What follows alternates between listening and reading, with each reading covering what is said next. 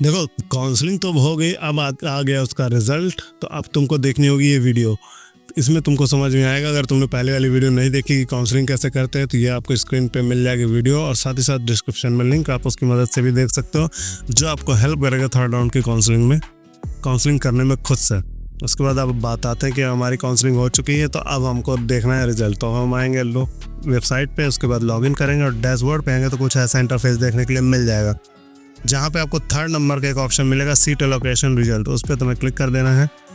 जहाँ पे left side पे तुमको कई सारे मेनू देखने के लिए मिलेंगे, तो एक ऑप्शन होगा सीट अलॉटमेंट रिजल्ट, न्यू करके एक हाईलाइटेड एक बटन देखने के लिए भी मिल जाएगा। तो उस पर तुम्हें क्लिक कर देना है। क्लिक करने के बाद तुमको यहाँ पे फिर से एक ऑप्शन मिलेगा सीट अलॉटमेंट रिजल्ट का, तो उस पर फिर से तुम्हें क्लिक करना है। तुम वहाँ पे जैसे क्लिक करोगे तो जो तुम्हारे कॉलेज तुमको मिला हुआ है वो यहाँ पे दिखाएगा, और अगर नहीं मिला होगा तो यहाँ पे कुछ भी नहीं शो करेगा।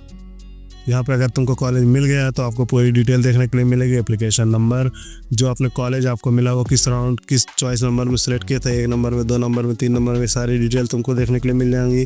काउंसलिंग किस राउंड की है, पहले दूसरी, वो भी देखने के लिए मिल जाएगी। कौन सी ब्रांच आपको मिली वो भी देखने के लिए मिल जाएगा यहीं पे। ये आपको कन्फर्म ध्यान से देखना भी पड़ेगा, क्योंकि एक ही आदमी कई सारी ब्रांच के लिए सेलेक्ट कर देता है, कई सारे कॉलेज। तो जो आपको कॉलेज मिला यही आपको चाहिए, या आपको जो ब्रांच आपको चाहिए थी वही ब्रांच आपको मिली, ये सारी चीज़ें आपको यहाँ पे देखनी पड़ेंगी।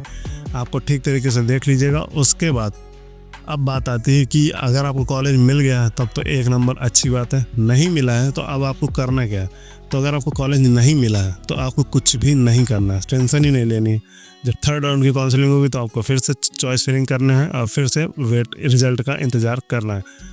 तो ये तो अलग केस हो गया। अब बात आती है कि अगर तुमको कॉलेज मिला हुआ है, जो कि सामने स्क्रीन पे देख सकते हो कि मिलने के बाद कुछ ऐसा देखने के लिए मिलता है। तो अगर आपको कॉलेज मिल गया तो अब आपके पास 2 ऑप्शन है कि पहला इसी कॉलेज में आपको एडमिशन लेना है, तब तो ठीक है कि आपको इसी कॉलेज में एडमिशन लेना है, तो कोई टेंशन ही नहीं है। आपको सीधे इसी कॉलेज में जाना है और अपनी जो भी डॉक्यूमेंट वेरिफिकेशन वो करवा के सीधे एडमिशन ले लेना।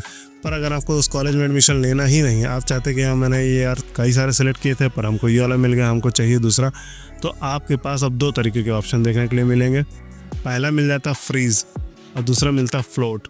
तो फ्रीज ऑप्शन उनके लिए कि जिनको जो कॉलेज मिला है और उसी कॉलेज में उनको एडमिशन लेना है, तो उनको फ्रीज वाले बटन पर क्लिक करना है। पर बहुत सारे बच्चे ऐसे हैं जिनको चेंज करना, पर वो सोचते हैं कि जहाँ एडमिशन अभी कॉलेज मिला वो भी ना जाए, तो इनके लिए एक फ्लोट का ऑप्शन यहाँ पे दे रखा है। तो इन शॉर्ट अगर बोले तो अगर आपको एडमिशन लेना तो आपको फ्रीज पर क्लिक करना है, और दूसरा जो फ्लोट का ऑप्शन है ये उसके लिए कि जिसको जो कॉलेज मिला है उसके अलावा भी वो चाहते हैं कि हमको कहीं दूसरी जगह कॉलेज मिल जाएगा दूसरे राउंड में, या अभी इसके अलावा कोई अदर राउंड में, तो हम वहाँ चेंज कर लेंगे। पर अगर नहीं मिलता तो जहाँ है वहाँ भी हम एडमिशन लेने को तैयार है। वो तो लास्ट ऑप्शन। तो मतलब कुल मिला के वो सोचते हैं कि हमारी सीट भी सिक्योर है और हम ऑप्शन भी देख ले, तो उनके लिए फ्लोट का ऑप्शन ये दे रखा है। तो फ्लोट का ऑप्शन करिए चाहे फ्रीज का ऑप्शन, ये पहले आपको ध्यान देना होगा कि इन दोनों में से जो भी आप करेंगे आपको फ़ीस पेमेंट अब करनी होगी। जो आपने काउंसलिंग दौरान नहीं फ़ीस पेमेंट की है, पर अब आपको काउंसलिंग का फ़ीस पेमेंट करना होगा, जो कि 3250 रुपये हो, जो चाहे आप फ्रीज करें चाहे फ्लोट करें। तो अभी हम यहाँ इस बच्चे के लिए यहाँ पे फ्लोट वाला बटन पे क्लिक करते हैं। उसके बाद हमको यहाँ पे पासवर्ड पे क्लिक करना है। जो भी इसका पासवर्ड है इसको हमको यहाँ पे पासवर्ड फिल करके सबमिट पे क्लिक कर देना है। सबमिट पे क्लिक करने के बाद अब आपसे हमसे पूरी तरीके से पूछेगा कि हाँ भैया ये तुमको फ्लॉट तो हो गया और तुमको पैसा दो हमको, तो ये पैसा मांगेगा सीधा। तो पैसा मांगने के लिए अब आपको यहाँ पर लेफ्ट साइड पे सीट एक्सेप्टेंस फीस का एक ऑप्शन दिखे, उस पर तुम्हें क्लिक करना है।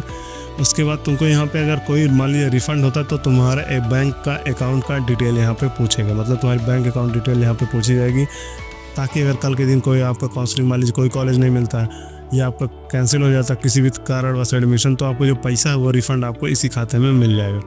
तो यहाँ पर सबसे पहले आपको अपना अकाउंट नंबर डालना है, अकाउंट होल्डर नेम डालना है, उसको अकाउंट नंबर को दोबारा कंफर्म करना है और IFSC डालना है, जो भी आपका बैंक का IFSC कोड है, बैंक नेम डालना है, ब्रांच किस ब्रांच में आपका खाता है वो आपको यहाँ पे डालना है, और उसकी जो पासबुक है उसका ये कैंसिल चेक हो या कुछ और भी हो उसका एक ना एक स्क्रीनशॉट यहाँ पे तुमको अपलोड करना पड़ेगा PDF फॉर्म में, जिसका साइज होगा 500 KB से अंदर। तो तुमको ये सारी चीज़ें रेडी करके रखनी होंगी। उसके बाद अगर तुम ये सारी चीज़ें कंप्लीट कर देते हो तो नीचे ऑप्शन मिलेगा पेमेंट करने का लिए, यू आर रिक्वायर्ड टू पे अमाउंट ऑफ 3250, 3250 रुपये तुमको अमाउंट यहाँ पे पे करना होगा। पे करने के लिए आपको कई सारे ऑप्शन यहाँ पे देखने के मिल जाएंगे, आप चाहे UPI से कर दे चाहे ऑनलाइन कर दे, डेबिट कार्ड, इंटरनेट बैंकिंग, जिससे भी आप करना चाहो आप पे आप कर सकते हैं, इसको एक्स्ट्रा चार्जेस नहीं है। तो जो भी आपको गेटवे है उस पर तुम्हें सेलेक्ट करना है, प्रोसीड फॉर पेमेंट पे जाना है। उसके बाद यूपीआई से कर दो, चाहे नेफ्ट से कर दो, चाहे इंटरनेट बैंकिंग से कर दो, चाहे डेबिट कार्ड से कर दो, जिससे भी आप कंफर्टेबल हैं। आपको 3250 रुपये आपको यहाँ पे फीस पेमेंट करनी होगी। पेमेंट करने के बाद अब आपके पास एक प्रिंट आउट निकल के आ जाएगा, इसको तुम्हें सेव करके रख लेना है। डाउनलोड सीट अलॉटमेंट लेटर, ये जो लिखा हुआ है इसको तुम्हें डाउनलोड करके रख लेना है। तो यहाँ पे हमने फ्लोट सेलेक्ट कर दिया है इस बच्चे का। और इसी तरह अगर आपको भी एडमिशन लेना ही है उसी कॉलेज में जो आपको मिला है तो आपको फ्रीज करना है, और अगर आपको नहीं लेना, चेंज करना, तो आप फ्लोट वाले बटन पर जा सकते हो। और तुमको अगर थर्ड राउंड के लिए भी देखना कि काउंसलिंग करते कैसे, तो मेरे ये सामने स्क्रीन पे एक वीडियो आ रही होगी, ये तुम इसकी वजह से तुम देख सकते हो, क्योंकि प्रोसेस सब में सेम है, चाहे वो फर्स्ट राउंड की काउंसलिंग हो, चाहे सेकंड राउंड की, चाहे थर्ड राउंड की, चाहे फोर्थ राउंड की, सब में प्रोसेस सेम है। तो आप एक बार प्रोसेस देख के समझ जाओगे, उसके बाद आपको किसी भी राउंड की कोई भी काउंसलिंग होगी आप कर पाओगे खुद से। तो इस वीडियो की मदद से तुम उसको समझ सकते हो। तो आई होप तुमको समझ में आएगा होगा। फिर भी अगर कोई डाउट है तो कमेंट सेक्शन में कमेंट करके पूछ सकते हो। तब तक के लिए धन्यवाद। जय हिंद।